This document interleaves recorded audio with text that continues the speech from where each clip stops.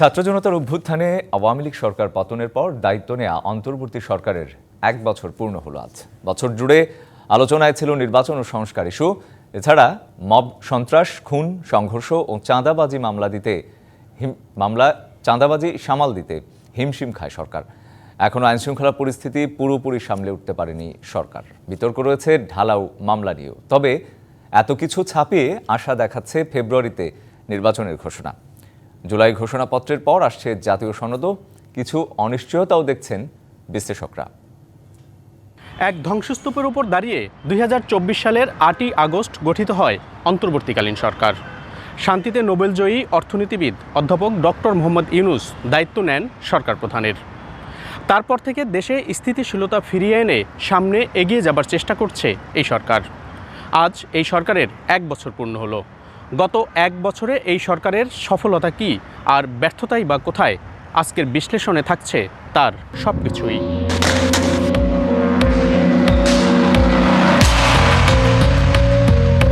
২০২৪ সালের ৫ই আগস্ট ছাত্র জনতার অভ্যুত্থানে পতন হয় আওয়ামী লীগ সরকারের। দেশ ছাড়তে বাধ্য হন শেখ হাসিনা। পরের দুদিন সরকারবিহীন ছিল দেশ। রাজপথ থেকে শুরু করে সংসদ ভবন, গণভবন ও প্রধানমন্ত্রীর কার্যালয়ও দখলে ছাত্র জনতার। যেন বিপ্লবী জনগণই দেশের অঘোষিত পাহারাদার। ভেঙে পড়ে আইনশৃঙ্খলা পরিস্থিতি। দেশের সার্বভৌমত্ব এবং জনগণের নিরাপত্তায় পেশাদারিত্ব বজায় রেখে কাজ করে যায় সেনাবাহিনী। এই অবস্থায় ৮ই আগস্ট যাত্রা শুরু হয় অন্তর্বর্তী সরকারের। ফ্রান্স থেকে ফিরে রাষ্ট্রের হাল ধরেন ডক্টর মোহাম্মদ ইউনূস। আর এতে যেন অনেকটা হাঁপ ছেড়ে বাঁচে বাংলাদেশ। সাধুবাদ জানায় ছাত্র জনতা, বিভিন্ন রাজনৈতিক দল, সামাজিক সাংস্কৃতিক সংগঠন। অন্তর্বর্তীকালীন সরকারের ওদিন রাতেই বঙ্গভবনে প্রধান উপদেষ্টা হিসেবে শপথ নেন শান্তিতে নোবেলজয়ী এই অর্থনীতিবিদ। শপথ নেন অন্যান্য উপদেষ্টারাও। শুরু হয় এক ধ্বংসস্তূপ থেকে দেশকে এগিয়ে নিয়ে যাওয়ার লড়াই। যুদ্ধোত্তর একটা অবস্থা যেই সময়টা কাটে, সেই সময় আমরা ছিলাম। সেইখান থেকে দেখেন আমরা একটা স্ট্যাবল একটা জায়গায় এসেছি। জনগণ, বাংলাদেশের পলিটিক্যাল পার্টি এবং ইন্টারিম গভর্নমেন্ট, আমরা বলবো যে আমাদের অর্জন অনেক। শুরুতেই সরকারকে পড়তে হয় নানা প্রতিবন্ধকতায়। কার্যত পুলিশবিহীন দেশ, মব সন্ত্রাস ও বিশৃঙ্খলা, দাবি আদায়ে নানা আন্দোলন, অচল অর্থনীতি, দাপ্তরিক অসহযোগিতার মধ্যে ছিল গণহত্যা ও খুন-গুমের বিচারের চাপ। এরই মধ্যে বিচার সংস্কার ও নির্বাচনে গুরুত্ব দিয়ে এগিয়েছে সরকার। গণ অভ্যুত্থানে মানবতা বিরোধী অপরাধের বিচারের কাজ আসে সবার আগে। কয়েকশো মামলা হয় শেখ হাসিনা সহ আওয়ামী লীগের নেতাকর্মীদের নামে। ধরা পড়েন সাবেক মন্ত্রী এমপিদের অনেকে। আন্তর্জাতিক অপরাধ ট্রাইব্যুনালে শুরু হয় শেখ হাসিনার বিচার কাজ। তবে অগ্রগতি নেই ভারত থেকে তাকে ফেরত আনার বিষয়ে। ১৪০০ জনের মতো খুন হয়েছে, তার মধ্যে ১৫ জনের খুনের বিষয়ে ট্রায়াল হয়েছে। শেখ হাসিনার ট্রায়াল শুরু হয়ে গেছে।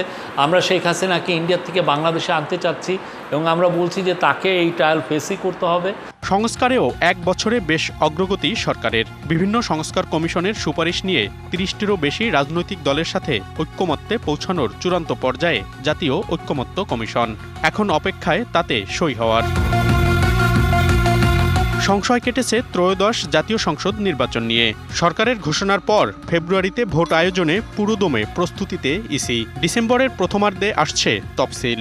আমরা তো অনেক বছর ভালো ইলেকশন দেখি নাই, আমরা যাতে একটা ভালো ইলেকশন দেখতে পারি এবং সেই অনুযায়ী প্রিপারেশন হচ্ছে। অনেকগুলো কাজ অলরেডি আমরা নিচ্ছি। গণ অভ্যুত্থানের বর্ষপূর্তিতে এসেছে জুলাই ঘোষণাপত্র, যাতে গুরুত্ব পেয়েছে ৭১-এর মুক্তিযুদ্ধ থেকে শুরু করে ২৪-এর অভ্যুত্থান, সংস্কার, বিচার এবং নির্বাচনের অভিপ্রায়। এতে অভ্যুত্থানের সাংবিধানিক স্বীকৃতি ও জুলাই শহীদদের ঘোষণা করা হয় জাতীয় বীর হিসেবে। জুলাই শহীদ ও আহতদের তালিকা করতে বেগ পেতে হয় সরকারকে। ৭৭৫ শহীদ এবং প্রায় ১৪,০০০ আহত পরিবার পেয়েছে সহায়তা। গুরুতর আহতদের চিকিৎসায় পাঠানো হয় বিদেশে। ভঙ্গুর অর্থনীতিতে গতি এসেছে কিছুটা। বিগত সরকারের $৪০০ কোটি বেশি বৈদেশিক ঋণ পরিশোধ করেছে অন্তর্বর্তী সরকার। একই সাথে রিজার্ভ বেড়ে দাঁড়িয়েছে $৩০ বিলিয়ন। কমেছে মূল্যস্ফীতি, রেমিট্যান্স বেড়েছে রেকর্ড পরিমাণ। তবে দ্রব্য মূল্যের লাগাম টানতে হিমশিম সরকার। ব্যাংকিং সেক্টরে যেরকমভাবে লুটপাট হচ্ছিল, আমাদের বিনিয়োগ এটার উপরে যে নেতিবাচক প্রভাব পড়ছিল, এটা তো কিছুটা সামাল দেওয়া গেছে, যদিও এখনও আমরা ওই জায়গায় আসি নাই। স্বাধীন বিচার ব্যবস্থা শক্তিশালী করা, পুলিশের সংস্কার, সিপিসি ও সিআরপিসিতে পরিবর্তনও চোখে পড়ার মতো। বাতিল হয়েছে আগের সরকারের দমনমূলক সাইবার নিরাপত্তা আইন। মৌলিক অধিকার হিসেবে ঘোষণা করা হয়েছে ইন্টারনেটকে। আইনশৃঙ্খলা পরিস্থিতি কিছুটা সামাল দিয়ে উঠলেও বছরের বেশিরভাগ সময় ছিল নাজুক। মব সন্ত্রাস ছিল ভয়াবহ। খুন, সংঘর্ষ, ছিনতাই ও রাজনৈতিক সহিংসতাও কম নয়। চলে চাঁদাবাজি। এ নিয়ে বিতর্কের মুখে স্থগিত করা হয় কেন্দ্র বাদে বৈষম্য বিরোধী ছাত্র আন্দোলনের সব কমিটি। আছে সরকারের বিরুদ্ধে তরুণদের দল এনসিপিকে পৃষ্ঠপোষকতা দেওয়ার অভিযোগ। নিজেদের স্বার্থ নিয়ে একাধিকবার মুখোমুখি দাঁড়িয়েছিল বিভিন্ন রাজনৈতিক দল। সরকারের উদ্যোগে বারবার আলোচনায় সেই পরিস্থিতি অনেকটাই উতরে গেলেও সংঘাতে হতাহতের ঘটনা বিচলিত করেছে সাধারণ মানুষকে। এইরকম একটা রাষ্ট্রের দায়িত্ব গ্রহণ করার পর সেই রাষ্ট্রটাকে সুষ্ঠু এবং সুন্দরভাবে পরিচালনা করা খুব সহজ কাজ ছিল না। যে কেউ এই সময় দায়িত্ব গ্রহণ করলে তাদেরকে একটা কঠিন অবস্থার মোকাবেলা করতে হতো। আছে কূটনৈতিক সাফল্য। এক দেশ কেন্দ্রিক কূটনীতি থেকে বের হয়ে বিভিন্ন দেশের সাথে জনগণ কেন্দ্রিক সম্পর্ক তৈরিতে এগিয়েছে সরকার। ছিল সার্কের পুনরুজ্জীবিত করার চেষ্টা, আসিয়ানের সদস্য পদের জন্য তোড়জোড় এবং মধ্যপ্রাচ্যে সম্পর্ক উন্নয়নে তৎপরতা। একই সাথে চেষ্টা ছিল বিদেশি বিনিয়োগ আনার। দেশে বড় সম্মেলন করে সেই বার্তাও দেয়া হয় আন্তর্জাতিক ব্যবসায়ী মহলে। সবশেষ যুক্তরাষ্ট্রের পাল্টা শুল্ক কমানোয় এসেছে স্বস্তি। যদিও কি বিষয়ে সমঝোতা বা চুক্তি হয়েছে তা পরিষ্কার না করায় আছে সমালোচনা। আন্তর্জাতিক পর্যায়ে সবসময় তারা স্টেবিলিটি চায়, বিশেষ করে যারা ইনভেস্টর। একটা পন্থা যেটা আন্তর্জাতিক পর্যায়ে দেখতে চাই যে একটা নির্বাচিত সরকার আছে কিনা। তবে রোহিঙ্গা ইস্যু নিয়ে তেমন অগ্রগতি নেই। জাতিসংঘ মহাসচিবের বাংলাদেশ সফরে রোহিঙ্গাদের নিজ দেশে ফেরতের প্রতিশ্রুতি এলেও মিয়ানমারের সাথে বৈঠকে আসেনি সমাধান। উল্টো 1 বছরে ঢুকেছে 1.5 লাখের মতো রোহিঙ্গা। উদ্বেগ বাড়িয়েছে ভারতের পুশ ইনো। দ্বিপক্ষীয় চেষ্টা করেছি, ত্রিপক্ষীয় চেষ্টা করেছি, আন্তর্জাতিক পর্যায়ে আইসিজে, আইসিসি, এগুলো সবই ঠিক আছে। আমার মনে হয় সময় এসেছে যে নতুন কোনো অ্যাপ্রোচ তৈরি করা। বিগত সরকারের আমলে গুমের বিচার নিয়ে তৎপর সরকার। প্রায় 2000 অভিযোগ জমা পড়েছে গুম কমিশনে। খোঁজ মিলেছে একাধিক আয়নাঘরের। বেরিয়ে আসে জড়িত আইনশৃঙ্খলা বাহিনীর সদস্যদের তথ্য। তবে এসেছে জুলাই হত্যাকাণ্ড নিয়ে মামলা বাণিজ্য এবং প্রতিহিংসা থেকে হয়রানির অভিযোগও। সরকারের বিভিন্ন সংস্থা ও দপ্তরের হয়েছে বেশ কিছু সংস্কার ও পরিবর্তন। বিতর্কিত কর্মকর্তাদের সরিয়ে বিভিন্ন দায়িত্ব দেয়া হয়েছে বঞ্চিত কিংবা অবহেলিতদের। জবাবদিহির মধ্যে এসেছে সরকারি বিভিন্ন দপ্তর। ঘুষ নেয়ার প্রবণতা বন্ধ না হলেও যে কোনো বিষয়ে মুখোমুখি দাঁড়িয়ে প্রশ্ন করার সাহস তৈরি হয়েছে জনগণের মধ্যে। তবে এর নেতিবাচক প্রভাবও পড়েছে সমাজে। কয়েকজন উপদেষ্টার কার্যক্রম নিয়ে বিতর্কও সামনে এসেছে। মামলা বাণিজ্য, গ্রেপ্তার বাণিজ্য, জামিন বাণিজ্য ইত্যাদি এক ধরনের ব্যাপকভাবে সংগঠিত হয়েছে বা হচ্ছে, এখনো অভিযোগ আছে। অনেক ব্যর্থতা আছে, ঘাটতি আছে, সেটাও অস্বীকার করার কোনো উপায় নেই। বছর শেষে বেশ কিছু অনিশ্চয়তাও আছে। অবাধ ও সুষ্ঠু নির্বাচন অনুষ্ঠানের চ্যালেঞ্জ মোকাবিলার পাশাপাশি আছে আওয়ামী লীগ নিয়ে সরকারের সিদ্ধান্তের বিষয়ও। আমার তো প্রশ্ন, এইরকম একটা দলের নির্বাচনে অংশগ্রহণ করার অধিকার কতটুকু সহানুভূতি পেতে পারে।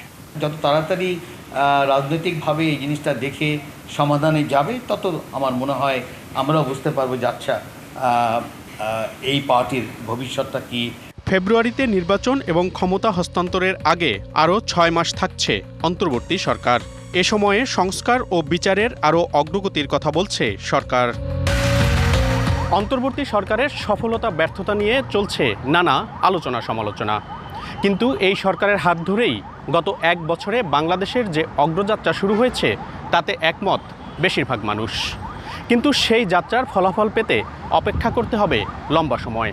কারণ এই সরকারের নেয়া নানা দীর্ঘমেয়াদী উদ্যোগের সুফল কী আসে তার বেশিরভাগই নির্ভর করছে পরবর্তী নির্বাচিত সরকারগুলোর আন্তরিকতার উপরই। মনিরুল সোহাগ, ডিবিসি নিউজ, ঢাকা। অন্তর্বর্তী সরকার ক্ষমতা নেয়ার পরপর কিছুটা থামানো গেছে অর্থনীতির রক্তক্ষরণ। বন্ধ হয়েছে লুটপাট, খানিকটা থেমেছে জিনিসপত্রের দামের আগুনও। তবে ব্যবসার পরিবেশ ফেরাতে না পারায় বিনিয়োগ নেমেছে শূন্যের কোটায়। সৃষ্টি হয়নি নতুন কর্মসংস্থান। এ অবস্থায় বিশ্লেষকরা বলছেন, মূল্যস্ফীতি, রিজার্ভ বা ঋণ পরিশোধের সক্ষমতার মতো অনেক বিষয়ে বাহবা পেলেও অন্তর্বর্তী সরকারের কাছে পরিবর্তনের যে জন আকাঙ্ক্ষা তা এখনও অনেকটাই অধরা।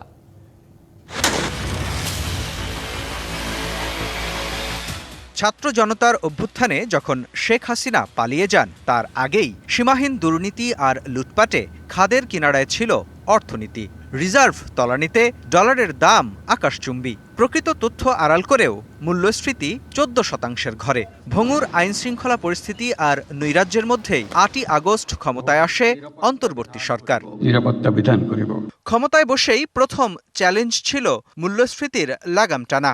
চ্যালেঞ্জটা যেটা ছিল খুব একটা প্রিকেরিয়াস অবস্থায় ছিল, এখন কিন্তু অনেকটা আমরা স্বস্তির জায়গায় আসছি, তবে ডেফিনেটলি চ্যালেঞ্জ আছে সামনে।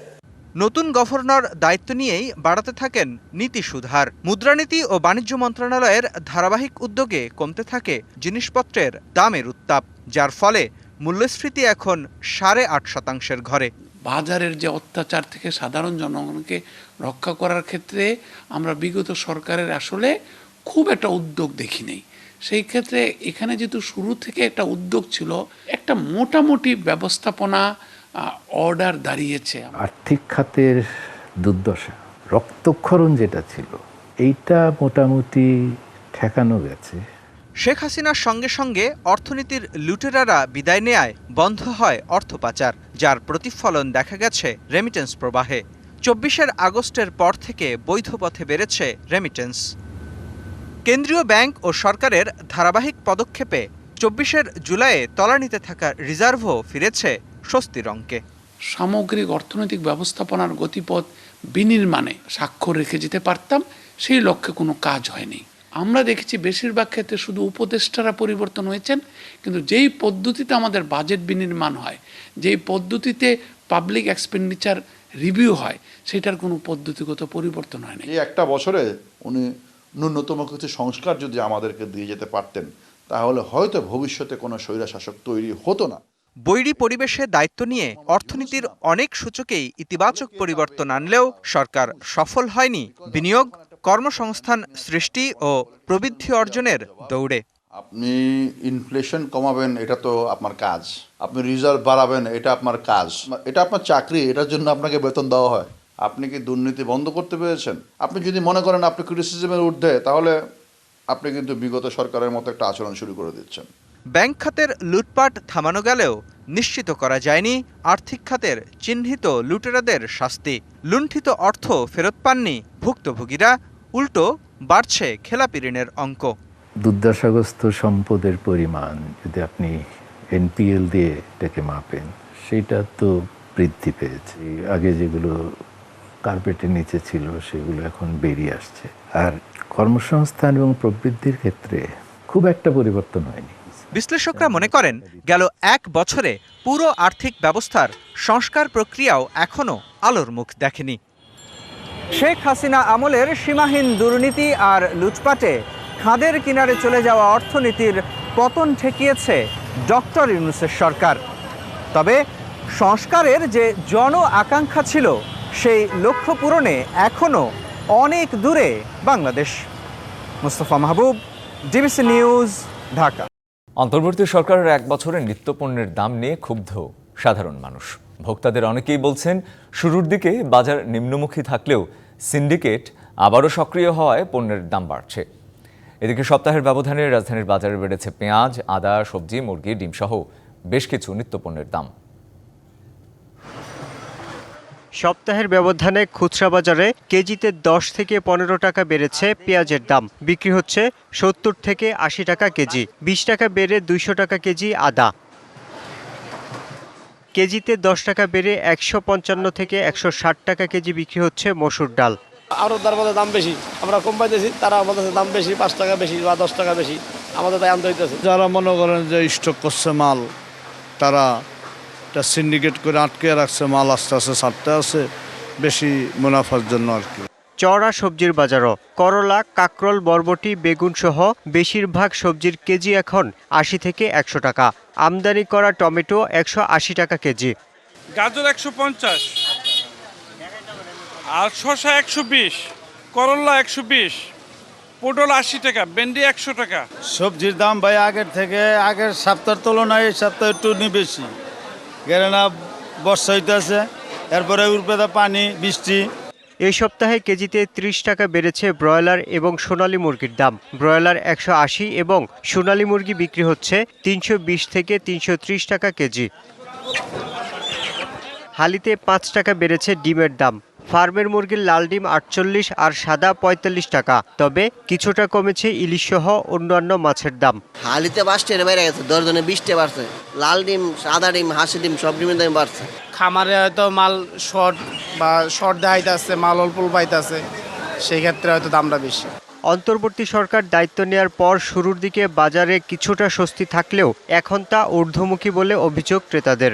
শাকের মুঠা, কদুর শাকের মুঠা 60 টাকা, কেমনে কিনবো, কেমনে খাইবো, বহুত কঠিন হয়ে দাঁড়াইছে জীবন। তারা বলছেন নিত্যপণ্যের বাজারে এখনো সক্রিয় সিন্ডিকেট। ক্রাইসিস হলে তো বাজারে মাল থাকবে না, টাকা দিলে তো মাল পাওয়া যায়, টাকাটা বেশি দিলেই হবে, তাই সিন্ডিকেট। কঠোর তদারকি না থাকলে পরিস্থিতি আরও খারাপ হতে পারে বলে শঙ্কা ক্রেতাদের।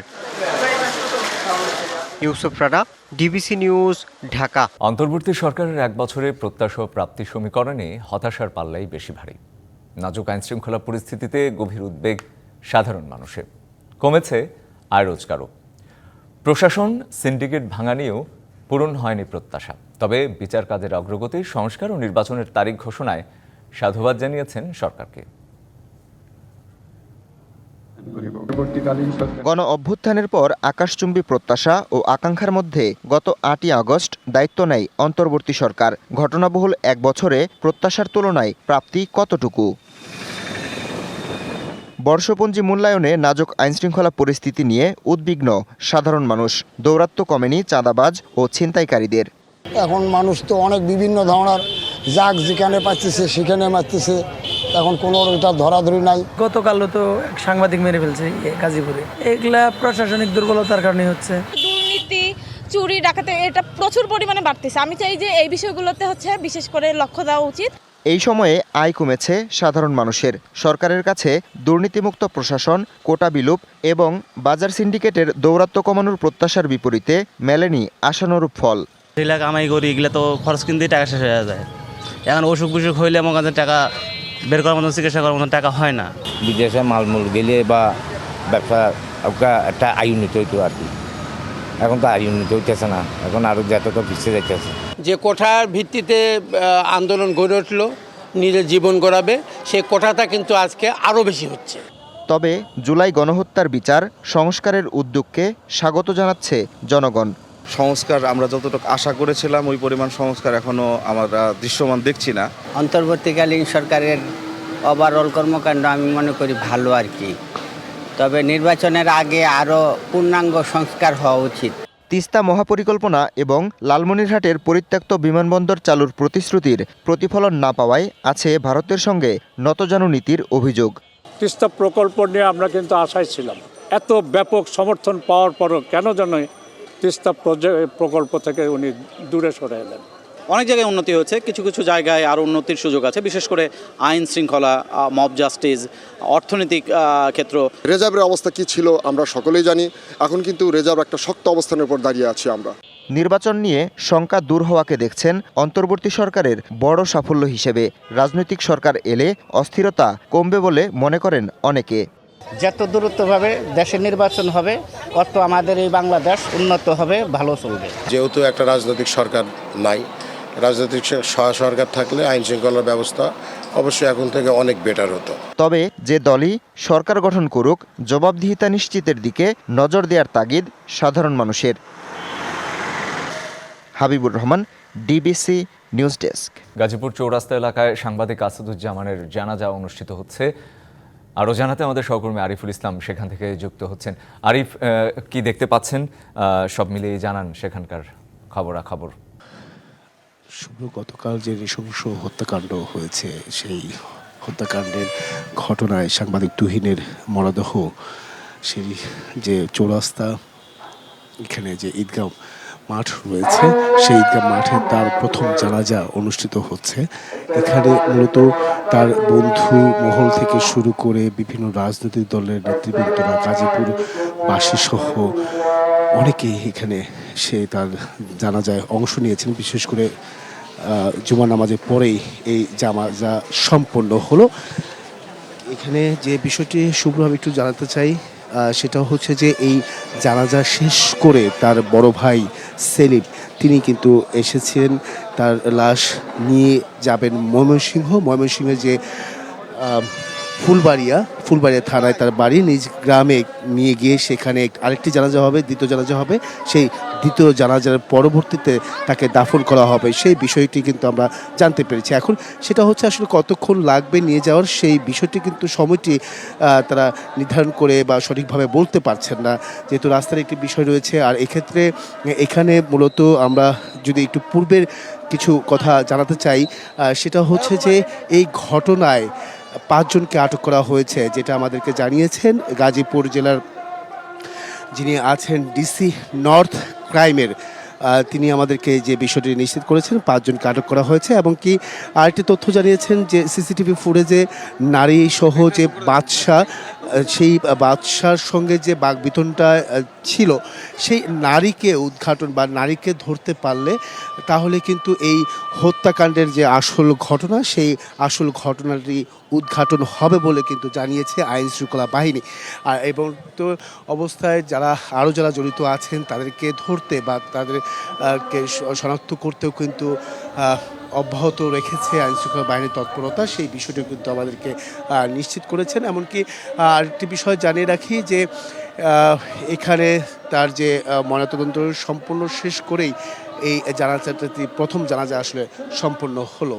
তো এই ছিল শুভ্র এখান থেকে সবশেষ শুভ। আরিফ, আপনাকে ধন্যবাদ। জুলাই সনদের বাধ্যবাধকতা নিশ্চিত ও বাস্তবায়নের পদ্ধতি নির্ধারণে রাজনৈতিক দলগুলোর সঙ্গে আবারও আলোচনায় বসবে ঐকমত্য কমিশন। সকালের ব্রিফিংয়ে একথা জানান কমিশনের সহসভাপতি। বলেন, প্রথম পর্বের সংলাপে 165টি প্রস্তাবের মধ্যে 62টিতে রাজনৈতিক ঐকমত্য অর্জিত, আর দ্বিতীয় পর্বে সবাই একমত হয়েছে 11টি বিষয়ে। জুলাই সনদ নিয়ে রাজনৈতিক দলগুলোর সঙ্গে প্রায় 5.5 মাস আলোচনা করেছে জাতীয় ঐকমত্য কমিশন। এ নিয়ে অগ্রগতি কতটুকু তা জানাতে অন্তর্বর্তী সরকারের বর্ষপূর্তির দিনে সংসদ ভবনের এলইডি হলে এই সংবাদ সম্মেলন। কমিশনের সহসভাপতি ডক্টর আলী রিয়াজ জানান, 2 পর্বের আলোচনায় কাঙ্ক্ষিত জাতীয় সনদ প্রণয়নের লক্ষ্যে তাৎপর্যপূর্ণ সংখ্যক সুপারিশ বা সংস্কারের ব্যাপারে ঐকমত্য সম্ভব হয়েছে।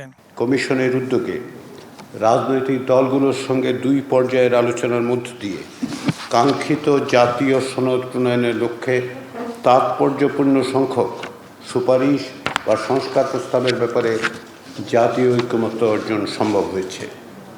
এসব বিষয়ে আলোচনার সময় রাজনৈতিক দলগুলোর মধ্যে অভূতপূর্ব সৌহার্দ্য ও সম্প্রীতির বিষয়টি ছিল বিশেষভাবে লক্ষণীয়।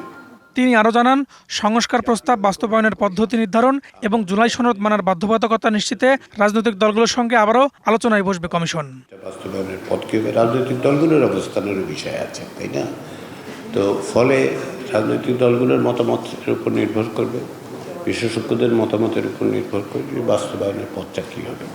আমরা কোনো পূর্ব নির্ধারিত অবস্থান থেকে কমিশন বাস্তবায়নের কোনো পথ ইত্যাদি সুপারিশ করছে না। আমরা আগামী যে দিন সাথে কাছে কাজ করব, এর মধ্যে কতটা অগ্রসর হয়ে যাবে সেটা রাজনৈতিক দল এবং আমাদের বিশেষজ্ঞদের সাথে আলাপ আলোচনার উপর নির্ভর করবে।